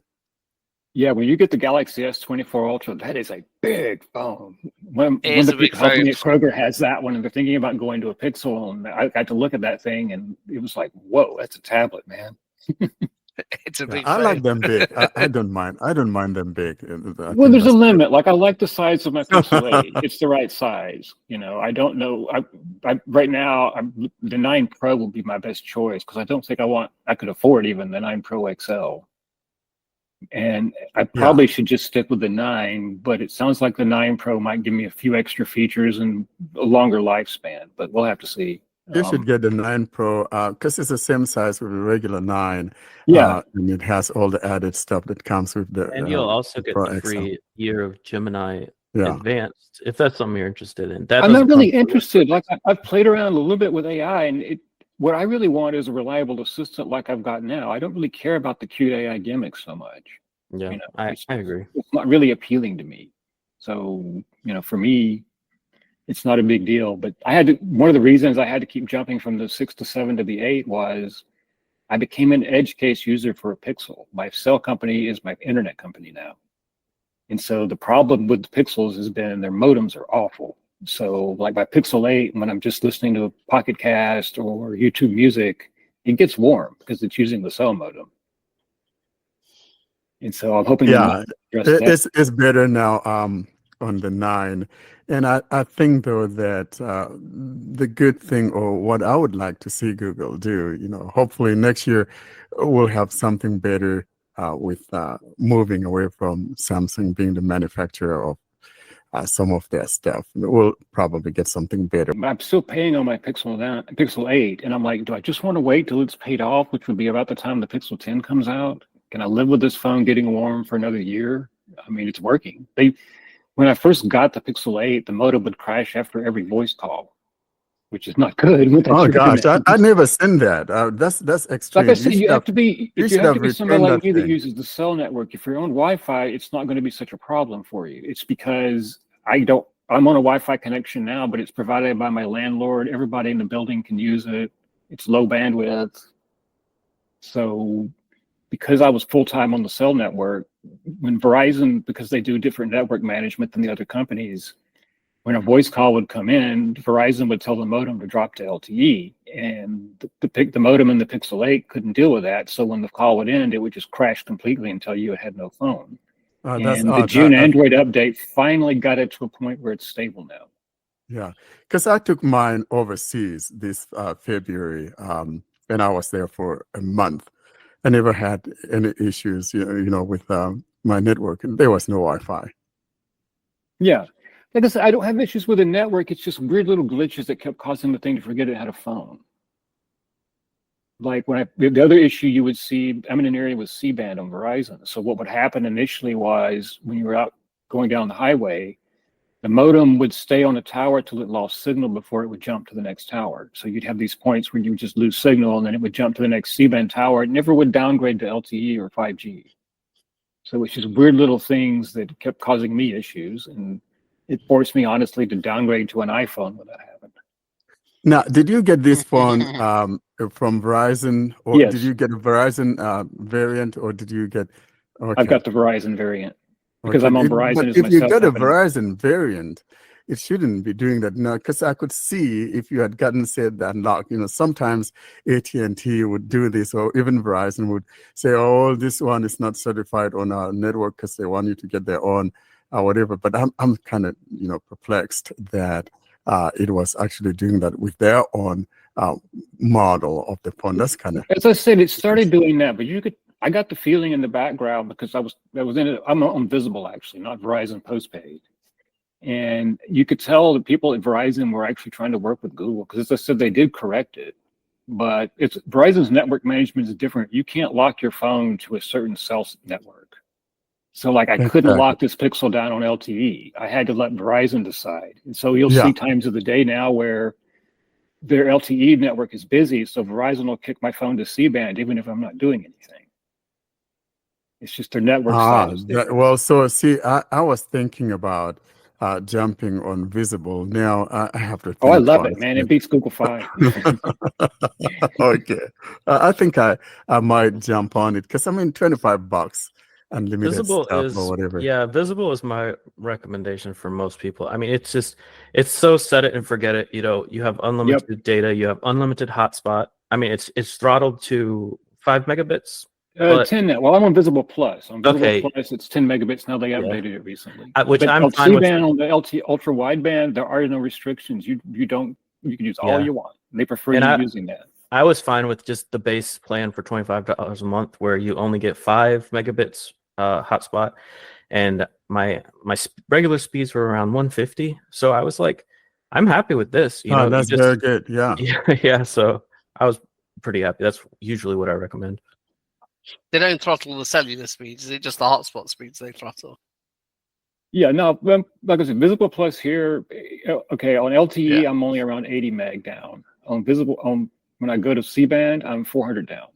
So I'm happy with that. That's really good. So I might get on, and I don't do hotspotting. So that's not it's a non-issue for me. I'm not going to be worried about whether I'm getting 5 MBs or 10 MBs. I never hotspot anything, anyways. Hotspotting for me is my son watching YouTube Kids on his tablet, and you don't need more than 5 megabits per second to do that. And just having it be unlimited, because a lot of companies will say you get hotspot, but you only get this amount of data. With Visible, it's like, no, you can have unlimited hotspot. It's just at this speed, which I prefer. Yeah, and that's good enough to watch your priority very much. They don't punish you, so your internet is never slow and unreliable. Where T-Mobile used to do that a lot to MVNOs. Yeah. But be aware, in my part of the country, Verizon is great, but in other places it's probably not. Like people on the West Coast really love T-Mobile because they seem to have a lot better there. But here in my part of the country, Verizon has the best rural coverage, and they've got pretty decent coverage, like I said, within the cities. So, and they've got good reliability when crap hits the fan and everything gets taken down, like your whole power grid. Are they GSM or are they CDMA still? They migrated to LTE when they went to 4G. They were CDMA on 3G. But one of the things that impressed me when I first got to them with after the 2011 event was T-Mobile's HSPA Plus network was garbage, where CDMA started out with their 3G network was like 3 megabits down. You'd lose your data connection when a voice call came in, but you had good bandwidth. And then when they went to LTE here, they did their LTE on standalone bands, so it didn't interfere with their CDMA and everything. Ever since they switched to LTE, they've gone strictly to the GSM standards. So right now, I call it's 5G LTE, which is their LTE spectrum, and then C-band is their, like I said, it's their C-band spectrum, so it's standalone 5G. No, Yeah, so that's you good. mentioned, Kenny, the West Coast. So T-Mobile is headquartered right here in Seattle, and here in Eastern Washington, where I'm at, T-Mobile is just kind of so-so. And when we moved into this house, I had to go outside to be able to make phone calls. And so hence the reason why I'm just not very happy about switching to T-Mobile, even though now Google Fi Wireless is exclusively T-Mobile. I don't observe that in the house anymore, but I guess that the first experience that's kind of kept me away from switching to T-Mobile, and that's the reason why I'm looking more at Verizon, because Verizon is one of the carriers in this area that has the strongest network. Then, of course, or US Cellular. Those are the two that have very good connectivity. Even AT&T sometimes not very good. So it's It's their just one of spectrum those things. choices. T-Mobile is all mid-band, which doesn't have good building penetration. That's why Verizon bragged when they deployed LTE, it was down on 700 megahertz, which means you can get it inside a concrete building. Yeah. And So it helped them deploy in rural Alabama because you could have good distances between the towers and still get good signal. yeah. So I think I may try that Visible. I don't mind it. Yeah, be aware it's eSIM only, which isn't a problem for me. I just be on a Wi-Fi network long enough to download and set up the eSIM, and you're good to go. I have my daughter on it, so she's enjoying it. Oh, she can give you the discount code. Oh yeah, there we go. No, Oh yeah, he because I saw already, that no, this he morning. already Because Visible promised to told me use some mine. things got logged out of my account, and when I went to the app, they're like, "Hey, you could make some money, create a gift code for your friend, and get them to sign up." So I'll keep it in the family, or maybe I'll get it from John. Thank you, guys. The only downside is Verizon, basically, it's their prepaid cheap brand. So what happens is it's all single lines, and tech support is only through a chat in the app or a chat on the website. And up until recently, the Android app was good for chat sessions, but they broke it. The submit button disappeared. So you get into a chat situation and you can't send your chats anymore, which is kind of frustrating. I'll then jump on the computer. Well, Right. you've Well, got on Chrome OS. you got to cut corners somewhere to be able to give such a good price, and so I understand where they're coming from. Because Verizon has so many of those. They have their own total, which used to belong to someone else on their network. Now they bought it back, and so it's very interesting that we have these MVNOs, and it's a good way to save money. So I think Well, Visible. I'm very is happy for with me. it. I'm not complaining at all with the service. They've won my business over. And US Cellular, that's a proper network, is it, that owns some stuff? It's not a virtual network operator. No, it's not a virtual. But they're kind of selling some of their stuff off, and so it used to be on the Google Fi was utilizing US Cellular and Sprint and T-Mobile.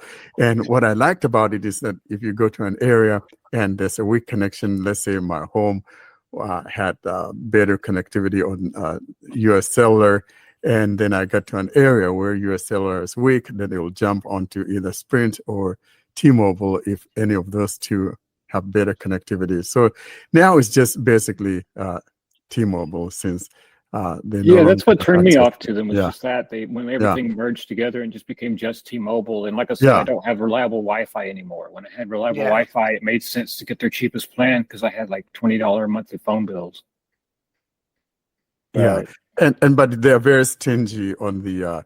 I mean, it's $10 per gig. The reason why I keep and worse than that, if you get their unlimited plan on Google Fi, when you hit the limit, they brutally throttle you down to dial-up speeds.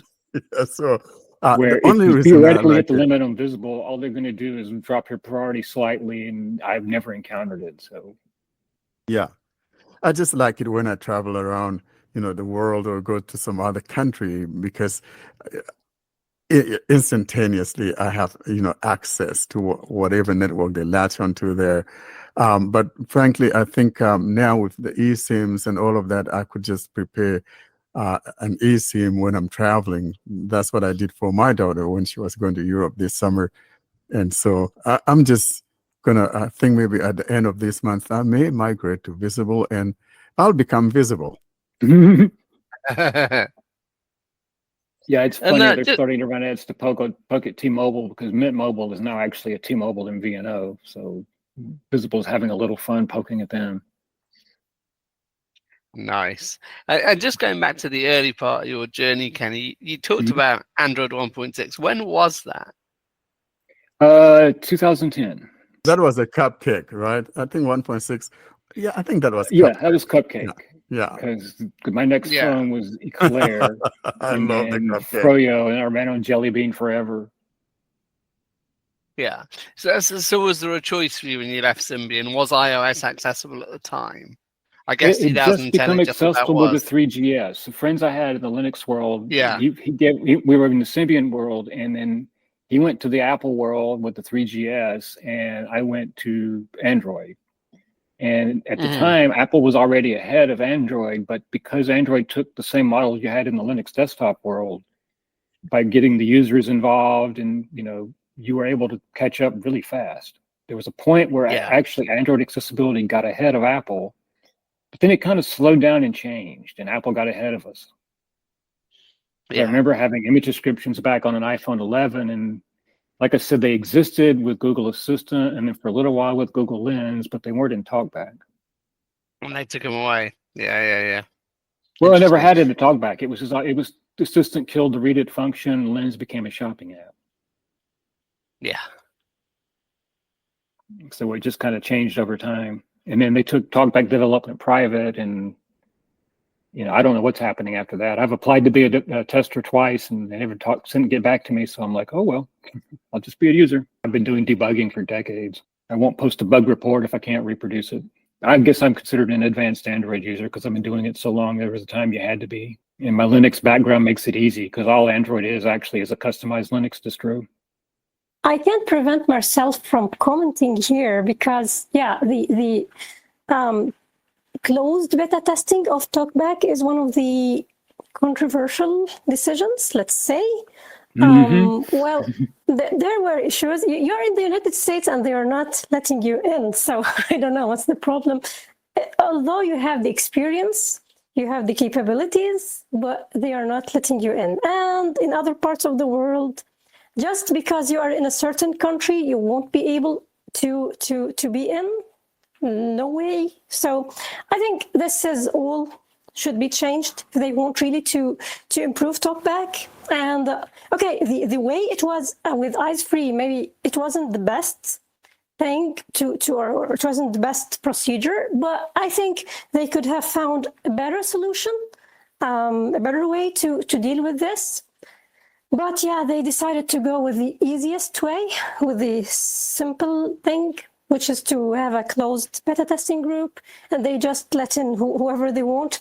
And then it will be like a secret, like you feel like you're dealing with something related to state secrets or something, I don't know, because it's so much, they try to make it so much secretive. It doesn't need this at all.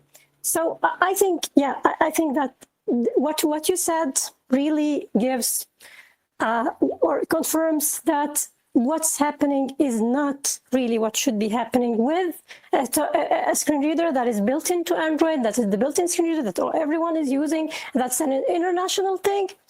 And that needs the user's feedback to improve and to thrive. So thank you for mentioning this. That's when it made its most progress. And the other thing they did that finally was real discouraging to me was they outsourced disability support to a subcontractor and didn't require basic training. So I had a bug a couple of years ago where when they started putting ads in your Discover feed, the website, the blog ad button on the web page didn't work. And I made the mistake of contacting Google Disability Support, and the person I talked to didn't know what a screen reader was. And I got a little annoyed, and I followed Google Accessibility on Twitter, so I just publicly shamed them over that one. And somebody higher up in the company got back with me, and he just admitted to me that they don't require anybody to run Android even. And, I offered to help them and they said they couldn't. And I'm like, okay. And so that really pushed me away. And like I said, I really considered the Apple world for a while just to get good support, but I've been in the Android world too long. I can't downgrade to an iPhone, and I probably couldn't even downgrade it wouldn't be downgrade's not polite maybe, but I don't think I could even switch to a Samsung phone because I've been so spoiled by the Pixel intelligence from the beginning. It's just, I'm blocked into the Pixel world. I agree that I think the beta should be open. They do it with Messages, Gmail, the Google app, Google Assistant, all of these apps you could just enroll in the beta. Why is it any different with TalkBack? You should just be able to go to the Play Store and enroll in the beta and submit feedback like you can with any other app. I think the problem is what they're running into, and we used to have this problem in the Linux Speak Up world all the time, where you have a lot of blind people who just say it doesn't work, and they don't understand that if you want the problem solved, you've got to learn a little bit and work with the people. And so Eyes-Free kept getting really bad with that. The Google Accessibility Group has gotten bad with that. You have people demanding everything in the Google world on the web pages should work with a browser that hasn't supported web standards 25 years ago. And what are you going to do? They're just going to yell at you. That wears you down after a while.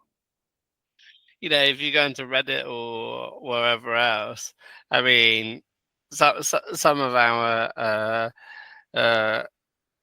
some of the blind people who don't comment in the most constructive way, but I think that's true of everyone, isn't it? Yeah, you're right. It's just I guess I'm more aware of it because I've worked with improving accessibility for a couple of decades, and it's just frustrating to have somebody demand you fix something that like I don't have access to your stuff, man. You got to give me data, and they don't want to hear that. So let me go back to history slightly. Before Eyes-Free became a requirement, joining Eyes-Free became a requirement to be a beta tester, there was a page where you can download TalkBack versions, beta versions, and Eyes-Free, of course, joining Eyes-Free wasn't the requirement at all to be to use beta versions. Of course, Play Store wasn't having the beta thing at that time, so it was the way to have betas using a web page, because Play Store didn't offer the enrolling in beta at that time. And there was a page where you can submit issues. It was like the normal thing where you can put the steps to reproduce and stuff, and there were also feature requests. So it was the normal way of dealing with betas. So they decided to go and make the Eyes-Free thing a requirement, which wasn't really necessary, in my opinion. And I don't think that the issues page is still available. So why to remove also the issues page where you could submit an issue like this thing with everything else, and where you can request features and where you can comment on issues. So all of that was done by Google itself. It removed those things, and now it can't say that, okay, we removed that, but the other thing didn't work, so we have to go to closed testing, because the thing was, it was right and they did it wrong. So they can't correct the wrong thing by doing something which is a bigger mistake. Well, part of that was the reason for the requirement for Eyes-Free was in the early days, the TalkBack developers were also users. And when they took it private, they had a staff turnover. And at that point, the new developer wasn't clearly a screen reader user, because we reported 2 bugs that anybody who used TalkBack with the last public beta would have known were major bugs. And they released it without fixing them. And so they took it private. And like I said, they seem to have a major staff turnover around that same time, because Victor left. He was the last person I know for sure that actually depended on TalkBack just to have access to his phone. So I don't know. It just was a real major change in their whole approach to accessibility. The Eyes-Free group initially was there because at that point, not even all phones supported the limited accessibility in Android 1.6. So everybody was having to find third-party apps to do things like be a reliable phone dialer, be a reliable caller ID announcer, Initially, we had to use third-party mail clients like K9 Mail because Gmail wasn't accessible yet. So EyeSfree just became a place where blind people could find apps that we could use just to get basic functions of our phone, because Android accessibility hadn't gotten that far ahead yet. Like I said, EyeSfree Shell was a launcher originally. And you had to use it if you wanted to see signal strength, battery level, reliably launch apps, current time. I didn't get away from EyeSfree Launcher until Gingerbread. At that point, the Droid, based on Motorola, their interface was actually pretty much accessible. And then even after that, EyeSfree still had the people who actually used the product every day that were developing it. So that was the best place to get in touch with the developers. Yeah, but the point that I was trying to say that EyeSfree itself was good.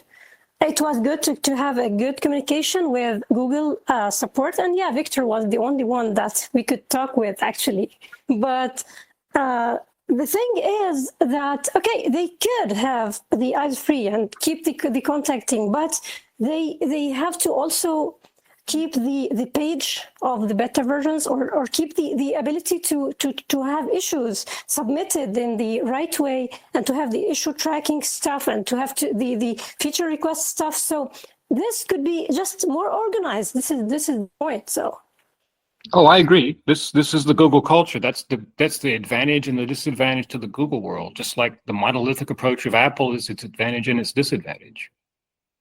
It makes it easier for them to support all of their hardware and software, and it's easier for them to hire support people for the screen reader, but everything is locked down more. So I don't know, for me, I just like Android better. But yeah, they've really changed their culture. Well, thank you so much, Ken, for that wonderful Android journey story. And we really thank you for coming on. We enjoy that story. And like I've always said, feel free to come back if you want to come back anytime to participate, as a guest. Always, you're welcome to it. And we do want to say again, thank you so much for joining us today. Thanks a lot. I really appreciate it. Yeah, Android has had a very interesting history over the decades. Hard to believe it's almost 14 years. And, in closing about that, I just want to mention something you said earlier about getting into the Pixel world and never wanting to get out. I think there was an Android Central or Android Authority contributor that wrote about, jumping into the Android Pixel motel and you can't get out. And that's exactly how I feel. I can't go back to a different phone. I used to be a staunch Samsung guy. And ever since I jumped onto the Pixel, I could never see me going back. Yeah, that was a lady in Android Authority. She had to import her Yes, first. I think it's Rita El Khoury. Yeah, Rita El Khoury or somebody. Yeah, she said she can't get up.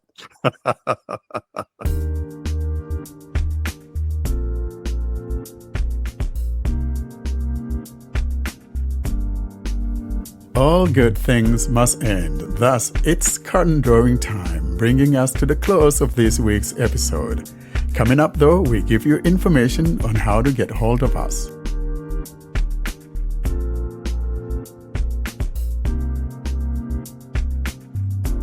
With that, folks, we come to the end of this week's episode. As always, though, we are going to give you that information on how to get hold of us. To contact us, simply send an email to contactus@blindandroidusers.com. If you'd prefer, you can leave a voicemail by calling +1 307 202 9797. You can join our mailing list by sending a blank email to blindandroidusers+subscribe@groups.io. You can join our Facebook and Telegram groups or subscribe to our YouTube channel using the links in the podcast show notes or YouTube video description. And you can find all of this information and more at our website, blindandroidusers.com. Thank you so much for that, John. And with that, we are now at the end of this week's episode. We look forward to seeing you next week. And from me, I want to say goodbye. Goodbye. Have a great week, everyone. Thanks for listening. Thanks for listening. Goodbye. Goodbye.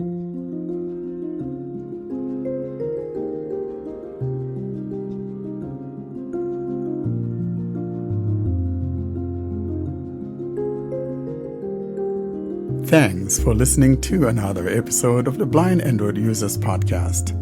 Until we see you next week, don't forget to leave us your comments and suggestions via our email contact or using any of our social media sites.